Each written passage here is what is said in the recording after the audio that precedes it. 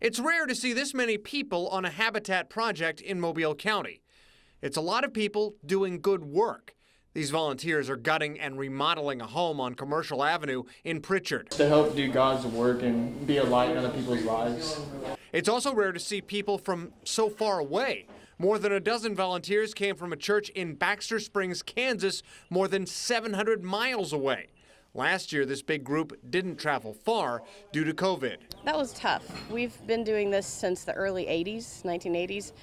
This is the first time in 20 years, I think, that our group hasn't taken a trip. We did take a small trip last year, but just a few hours from home. In a typical year, a Habitat spokesman says their organization would usually do 6 to 8 new construction builds in a year, but in 2020, they only did 4. Even though COVID is still going on, now that the vaccine has come out, we're starting to see people pick up and want to come out again.